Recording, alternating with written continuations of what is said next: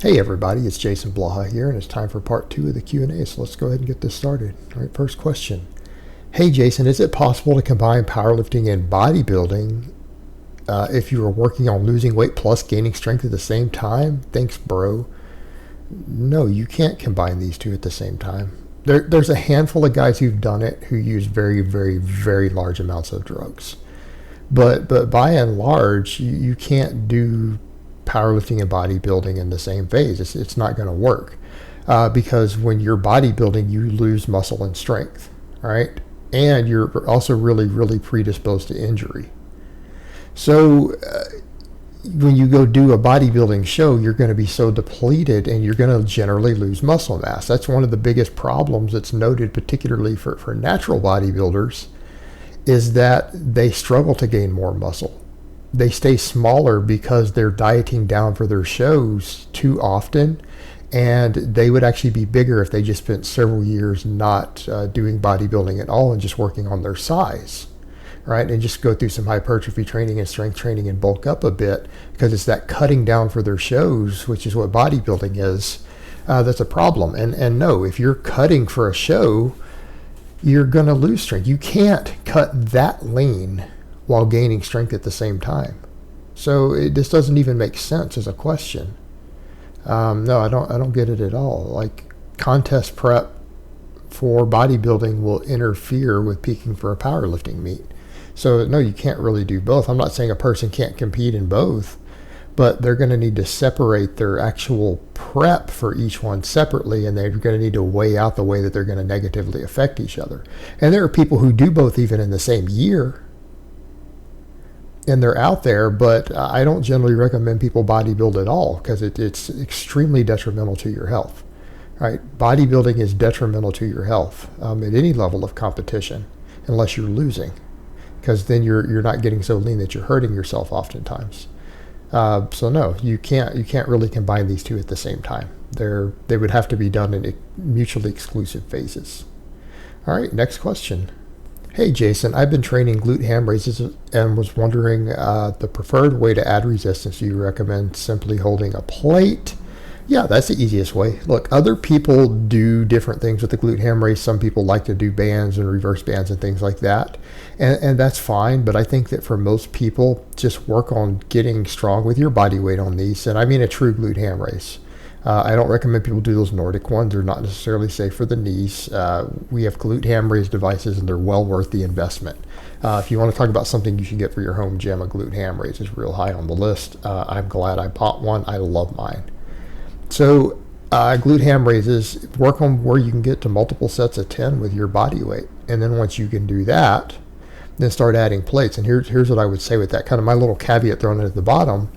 The plate works really well, and if you can do sets of 10 with a 45-pound plate across your chest, you're probably good to go. Like, if you can do that, your hamstrings are probably as strong as you need to be to compete at the world level in your weight class, right? Your hamstring development and strength is probably outshadowing most of your other lifts. Now, if you're a world record holding deadlifter, it might not be. But if you're just trying to get to worlds, you don't even necessarily need to get quite that strong on a glute ham raise. It would help you if you could, but we're talking about being insanely strong if you can build up to a 45-pound plate for a 10 rep sets and actually do them correctly. Like, you have to have insane hamstrings. Like, no guy who only deadlifts 500 pounds is going to do that. So next question. Just listened to Rip about neuromuscular efficiency differences between sexes. He said that the best measure of natural athleticism is a standing vertical jump. What's your vertical jump coach? Maybe you could challenge other fitness YouTubers for a challenge. Let's see how athletic AthleanX is. No, you don't understand what Rip is saying. I don't know my vertical jump because I'm not trying out for a sports team. And you need the correct equipment to measure it. Like, I don't actually own the equipment to measure a vertical jump correctly, right? What is Rip saying? Rip is saying that your natural vertical jump is the way that you assess someone's athletic genetic potential. It's not telling you how athletic you are. It's telling you what your genetic predisposition is towards athleticism. Like, what are your statistical odds of getting an NFL contract? or getting into the NBA. That's what you're looking for. That the vertical jump is a genetics test. And that's what Ripto's stance is on the vertical jump, that you can't really train it, that it's the best training in the world. Like if you take someone, an untrained person, and they have a vertical jump of 30 inches and you spend the next 5 years coaching them and training them and doing vertical training jump work, they might only go from 30 to 32 or 33, right? That's basically what he's saying. You can get a couple inches out of an athlete from training. And I'm talking from a person who's never been in the gym in their life to an elite athlete. Their vertical is not going to increase very much. And that's his been experience coaching over the years, and a lot of coaches agree with him. So what he's saying is it lets you assess your genetics. So here's what I would say. It wouldn't be a contest. There's no contest. You could just go get a DNA test and find out the answer to this also, in theory, right? All it is a DNA test. So what this would mean is that if another YouTuber has a better vertical jump than me, that means he's more genetically gifted in terms of explosiveness than I am. And if I'm stronger than him, then that means I probably have trained harder and better than he has. If his vertical's better than me, he should be able to squat more than me and clean more than me and everything else.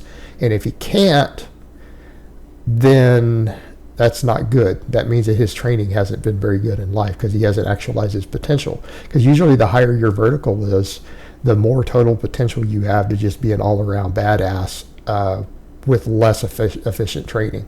So the higher your vertical is, the easier it's going to be for you. The lower it is, the harder and more intelligently you're going to have to work. It's an assessment of genetics.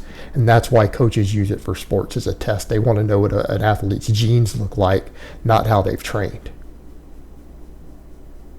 All right, next question. Have you visited Rich Piana's grave to pay your respects? No, I would know where his grave is, and I'll just say this bluntly, as nicely as I can without really talking too badly about a dead person. I don't have any respect for Rich Piana. Literally none. I have spoken firsthand to a couple of his exes, and I have a good idea of the sort of person that he was, and he's not a person that I have any respect for. He's not a person who I think was even a remotely decent human being, and I'm not a fan of his in any way. The only thing that he did of value is that he was entertaining to some people, and they liked that, and he was at least honest about his drug abuse. Outside of that, really outside of that, the guy was not a good person. Every person I know who was a friend of his who says that he was a good person was because he gave them free drugs or gave them a discount on steroids. That's what made him a good person. But I'm not going to get into trashing the guy further because I know some pretty terrible things about him. And since he's dead, there's no point in talking about that. Why would we don't need to drag that out again. It's just no point. But it's pretty bad. All right, next question and last question of the week. Hi, Jason. I have a question. After 2 years of lifting, I want to work on my weak spots. I want to increase my bicep size over the time. I'm 6'6", 260 pounds right now. I chose chin-ups not only because they're great for biceps, they'll help me to develop good pulling strength, overall back size. Does your 100-pound chin-up standards include me also? Considering my height, weight, and huge wingspan, I can do 10 strict hang chin-ups with 25-pound plate on me, which means I pull 285 or 10 reps. Do you consider that strong? Yeah, that's definitely strong, brother. That's definitely strong. But you're also bigger with a bigger frame, so you're going to have more strength potential anyways, right? More strength potential anyways. So here's what I would say. Yeah, keep doing chin-ups. Chin-ups are great. Build your strength upon it. They're a great bicep builder. Now, here's what I would also say. You're no longer a novice lifter. The reason I deter novice lifters from doing any sort of small exercises is because if you encourage it, novice lifters and younger guys are generally really, really lazy. They're lazy. They want an easy way out. And if you tell them curls are good, they'll stop doing chin-ups to do curls. Because in their mind, it's like, oh, I don't need to bench press if cable flies will give me the chest I want. I don't have to do this hard work. I could just do these silly exercises and pretend they're hard, right? That's the reason you have to deter that, because they won't ever build a base. And you can't build a base off small exercises. You won't. It's going to take you 20 years to put on any size. So that you're obviously a more advanced lifter. Look, if you can do 10 dead hang chin-ups with 25-pound plates at your body weight, you're no longer a novice lifter. you can incorporate more specialized work. If your biceps are truly a weak point, get as strong as you can on your chin-ups, do some cheat curls, do some bicep exercises. That's fine. Make sure that it's just your bicep that's the weak link, though, and not necessarily your brachialis and your triceps and everything else. But it's fine. If you have a weak point as an advanced lifter, train the hell out of it. Literally. I don't have a problem with advanced lifters coming in and doing 10 or 15 or 20 sets of a smaller exercise for a lagging muscle group for their performance, their size, whatever, as long as they're continuing to program their big work and it's truly a weak point. There's nothing wrong with that. Don't neglect your big exercises for it. So I would say to you as an advanced lifter who wants bigger biceps, you need to keep getting stronger at those chin-ups and probably do some smaller arm exercises if it is truly your weak link. Because that needs to be addressed by more advanced lifters. You need to address all your weak links directly. That's fine. You just can't neglect the big stuff. You have to add other stuff. Novice lifters, when you start talking about this, they will neglect the big stuff to work on their supposed weak links when their whole body is weak. Do you understand the difference? And you have to discourage that. If you don't discourage that, they will stay lazy, tiny, weak pieces of shit for the rest of their life. You're clearly not in that category. So if you want to do some curls, do some curls. But you need to keep getting stronger at your chin-ups on top of it. All right, guys, but that's really all I have to say on that today. I hope it's been informative, and I will talk to you guys next time.